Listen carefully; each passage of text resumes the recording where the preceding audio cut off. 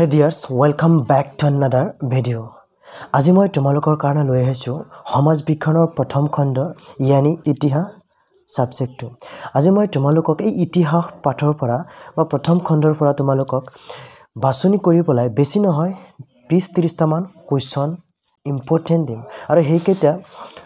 99% important আছে 2024 চনৰ আহিবলগীয়া এছএছএলসি এক্সামৰ কাৰণে বহুত ইম্পৰ্টেন্ট আছে বুলি মই দৃঢ় বিশ্বাস। সোয়া প্ৰথম অধ্যায়টো কি আছে যে বংগ বিভাজন আৰু স্বদেশী আন্দোলন এটো চেপ্টাৰৰ পৰা পিছে এটা কথা আগতে কৈ দিও মই কেইটামান টেষ্ট পেপাৰ চাই পেলাই তাত কিমান বছৰৰ পৰা আহিছে অহা নাই হেকেটা কোৱেশ্চন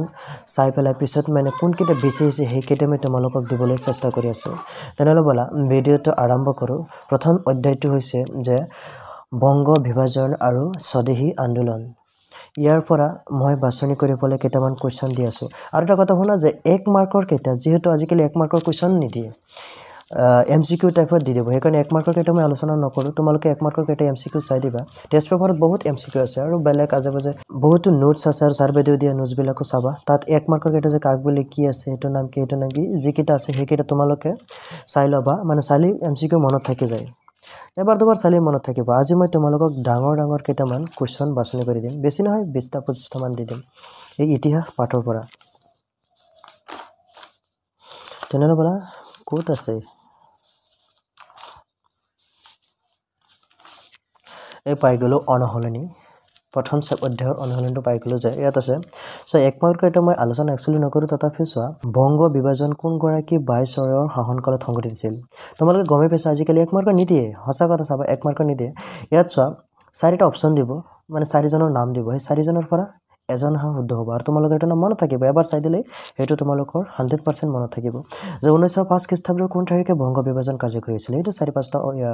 চাৰিটা মান কি দি দিব অপচন দি দিব সনৰ অপচন দিব তাৰ পৰা এটা হ'ব আৰু তোমালোকে এটো এমসিকিউত বহুত আছে মানে গুটেই কেইটাৰ ভিতৰ পৰা বহুত মানে কি কম বহুত আছে কেইটা চাই দিব মনত থাকিব তেনেহলে ডাঙৰ কোৱেশ্চন কেইটা মানে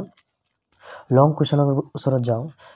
এটো তো সেম উত্তৰ ঠিক আছে বংগ বিভাজনে সৃষ্টি কৰা পূৰ্ব বংগ আৰু অসম নামৰ প্ৰদেশখনৰ সৈতে সংলগ্ন হোৱা বংগদেশৰ প্ৰধান তিনিটা ভৌগোলিক সংমণ্ডল উল্লেখ কৰা যেহেতু ইয়াত উল্লেখ কৰা কৈছে ইয়াত চাবা ইমান মাৰ্ক নিদে 2 মাৰ্কৰ দিলে নাম তিনিটা লিখি দিবা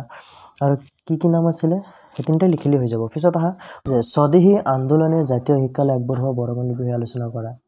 এটো অলপ ইম্পৰ্টেন্ট আছে 70% ইম্পৰ্টেন্ট আছে 70%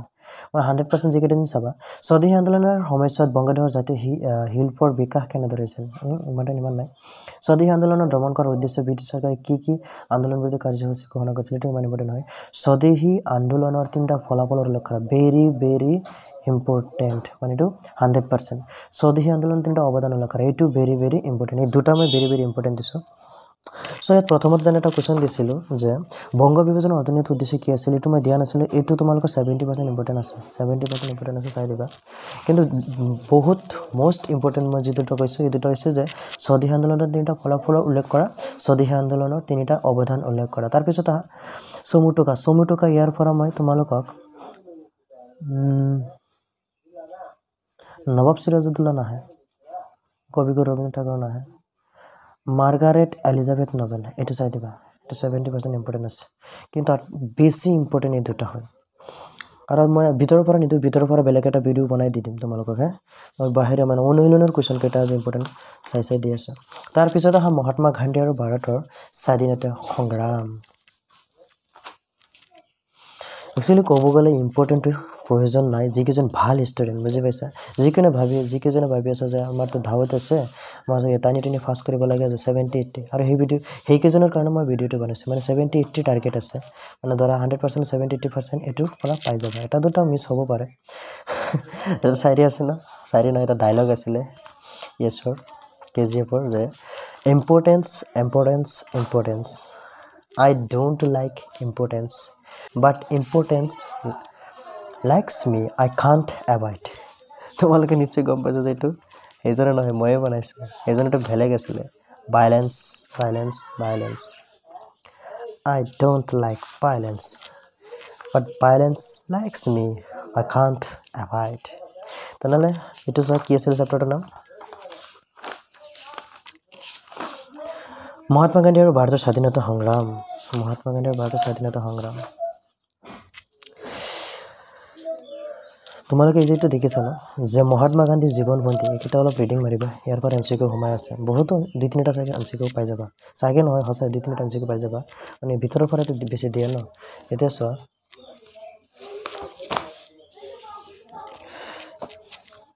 অনুশীলনৰ পৰা চোৱা মহাত্মা গান্ধীৰ কেতিয়া জন্ম হৈছিল মই ক'লোই ন 1 মাৰ্কৰ হয় এমচিকিউ আজিকালি 1 মাৰ্কৰ নিদিয়ে যে কেতিয়া জন্ম হৈছিল লিখিব লাগে জাষ্ট মুছিব লাগে ঘৰটো বন্ধ কৰিব লাগে সত্যাগ্ৰহ কৌশল গান্ধীয়ে কোন দেশত কোন প্ৰথমতে আয়োগ কৰিছিল এইবিলাকতো প্ৰয়োগ কৰিছিল এইবিলাকতো এমচিকিউ মই ক'লোই ন তো মই তোমালোকৰ বহুত কুৱেশ্যনৰ কথা আলোচনা কৰি আছো আহা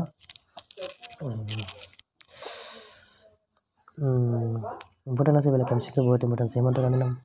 এইবিলাক ইম্পৰ্টেণ্ট আছে ইয়াত আহা দীঘল উত্তৰৰ প্ৰশ্ন সত্যাগ্ৰহ বুলিলে কি বুজা যি তিনিটা স্থানীয় বিবাদৰ ক্ষেত্ৰত গান্ধীয়ে সত্যাগ্ৰহক প্ৰথমতে প্ৰয়োগ কৰিছিল সেই তিনিটাৰ বিষয়ে সংক্ষিপ্ত ৰূপত লেখা ইম্পৰ্টেণ্ট ইমান নহয় ভাৰতত খিলাফত আন্দোলন কি আৰম্ভ হৈছিল ভেৰি ইম্পৰ্টেণ্ট নিলিখো মই জাষ্ট কৈ আছো হে লেটাৰা হৈ যাব সো এনেই লেটাৰা কিতাপটো সো 1920 এই ভাৰতত খিলাফত আন্দোলন কিয় আৰম্ভ হৈছিল এটা very important very important so 1922 চনত গান্ধীজীয়ে কিয় অসহযোগ আন্দোলন আৰম্ভ কৰিছিল ইয়াৰ কাৰ্যসূচী কি আছিল গান্ধীজীয়ে কিয় এই আন্দোলন বন্ধ কৰিছিল এইটো ইম্পৰ্টেণ্ট হয় এইটো ভেৰি ইম্পৰ্টেণ্ট হয় আইন অমান্য আন্দোলনৰ মূল লক্ষ্য কি আছিল এই আন্দোলনৰ মূল বৈশিষ্ট্য কি আছিল এইটো বহুত ইম্পৰ্টেণ্ট হয় ভেৰি ইম্পৰ্টেণ্ট কি পৰিস্থিতি ভাৰতীয় আন্দোলন সূচনা হৈছিল ভাৰতত নালাগে ভাৰতীয় জাতীয় সেনা বাহিনীৰ বিষয়ে চমু টকা ন এইটো মই ভেৰি ইম্পৰ্টেণ্ট এইটো 70% চমু টকা আহিব পাৰে তাৰপিছত আহা অসমত ব্ৰিটিছ বিৰোধী জাগৰণৰ কৃষক বিদ্ৰোহ তৃতীয় অধ্যায়টো চোৱা ডাইৰেক্ট অনুশীলনত যাওঁগে হে এইটো হোৱাৰ লগে লগে মই এজন মানুহক দেখা পাইছোঁ চোৱা গমেই পাইছা মিষ্টাৰ মানিৰাম দেৱান ইয়াৰ ওপৰত চমু টকাই হওক যি হওক ইয়াৰ ওপৰত কুৱেশ্যন আহিবই বুজি পাইছা মানে আগতেই কৈ দিছোঁ চাব কুৱেশ্যন আছে ক'ত গ'ল কুৱেশ্যন টেক্সি গাড়ী লৈ যাম শ্বিলঙত এইকেইটা ইম্পৰ্টেণ্ট হয় তাৰ মানে তোমালোকে চাই ল'বা কাৰণ এইকেইটা গোটেইকেইটা এমচিকিউত সোমাই দিব মই গোটেইকেইটাৰ কথা কোৱা নাই যদি ইয়াৰ পৰা আহে তেনেহ'লে এমচিকিউত পাই যাবা খাটাং সো 1857-58 চনৰ বিদ্ৰোহৰ কাৰণ সম্পৰ্কে চমুকৈ লিখা আলোচনা কৰা এইটো ভেৰি ইম্পৰ্টেণ্ট কাৰণ এইটো টেষ্ট পেপাৰত 2-3টা ডিষ্ট্ৰিক্টত পাইছোঁ তেনেহ'লে ভেৰি ইম্পৰ্টেণ্ট হ'বই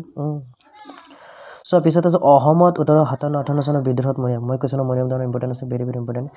কি কাৰণত অসমত 1857-58 চনৰ বিদ্ৰোহ ব্যৰ্থ হৈছিল আলোচনা কৰা এই মনিৰামৰ কাহিনী ইয়াত সোমাই গৈছে এইটো ইম্পৰ্টেণ্ট হয় বুজি পাইছা অসমত 1857 চনৰ বিদ্ৰোহৰ গুৰুত্ব সম্পৰ্কে আলোচনা কৰা এইটো ইমান ইম্পৰ্টেণ্ট হয় 70% মই দিছোঁ এইটো ইম্পৰ্টেণ্ট কিন্তু ওপৰৰ তিনিটা বহুত ইম্পৰ্টেণ্ট হয় পিছত আহা ফুলুগুৰি ধাবাৰ ওপৰত দেখিছা না এই ফুলুগুৰি ধাবাৰ ওপৰত 82 কা লাগে এইটো এই আমাৰ সময়ৰ পৰাও মানে আহিছিল এইটো আমাৰ সময়ত আহিছিল কিন্তু এইটো বহুত ইম্পৰ্টেণ্ট হয় এইটো ভেৰি ইম্পৰ্টেণ্ট হয় 1890 চনত উত্তৰ কামৰূপ সংঘটিত হোৱা কৃষক বিদ্ৰোহ সম্পৰ্কে ইমান ইম্পৰ্টেণ্ট নাই 1894 চনত পথৰুঘাটত সংঘটিত হোৱা কৃষক বিদ্ৰোহ এইটো ইমান ইম্পৰ্টেণ্ট নাই 1850 চনত ব্ৰিটিছ বিৰুদ্ধে জয়ন্তী লালৰ ইম্পৰ্টেণ্ট নাই 1891 চনত মণিপুৰত ত্ৰিকজিত নেতৃত্বত ব্ৰিটিছৰ বিৰুদ্ধে হোৱা বিদ্ৰোহৰ এইটো অলপ ইম্পৰ্টেণ্ট আছে 70% ইম্পৰ্টেণ্ট আছে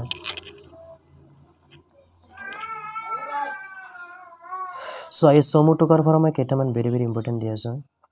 মনিৰাম দেৱানটো জানাই সেইটো লিখিব পাৰিলে এইটো একদম ইজি সেইটো যদি সেই কুৱেশ্যনটো তোমালোকে মুখস্থ কৰা ন তেনেহ'লে এইটো পাই যাবা আৰু যোনে জানি শুনি লিখে তেওঁলোকৰতো কমনৰ কোনো দৰকাৰেই নাই জানি বুজি লাগে কাৰণ তেওঁলোকে বুজি পালে সকলো লিখিব পাৰে আৰু যাৰ মানে কৈলোঁ ন আগতে ডাউট থাকে তেওঁলোকে এইটো ভালদৰে চাই দিবা মনিৰাম দেৱান পঢ়িলে এইটো পাই যাবা পিছত ফুলগুৰি ধাবাটো আছেই এইটো নালাগে পথৰুঘাটো কি হওক অসমত কি হওক এইটো বহুত ভেৰি ইম্পৰ্টেণ্ট চাবা এটা আহিবই মনিৰাম দেৱানটো আছেই ন পিছত আহা পিছৰ চেপ্টাৰত ভাৰতৰ স্বাধীনতা আন্দোলন আৰু অসমত জাতীয় জাগৰণ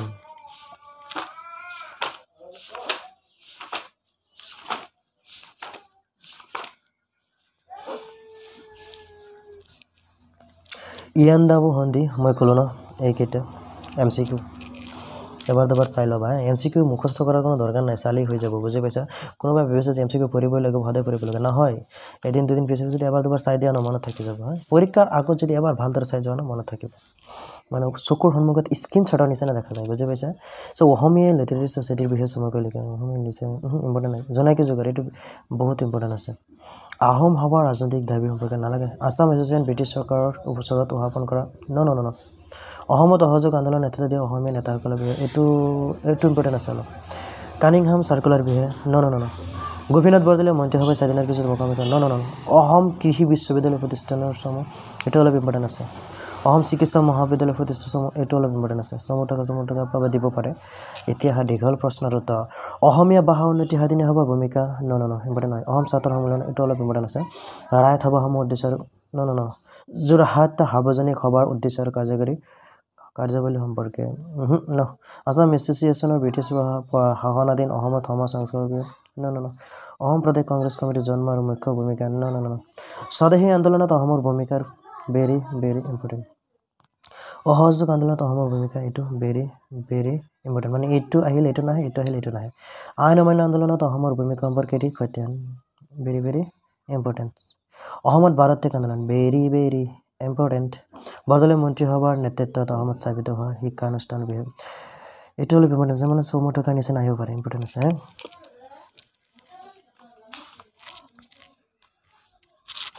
পিছত আহা ভাৰত আৰু উত্তৰ পূৰ্বাঞ্চলৰ সাংস্কৃতিক ঐতিহ্য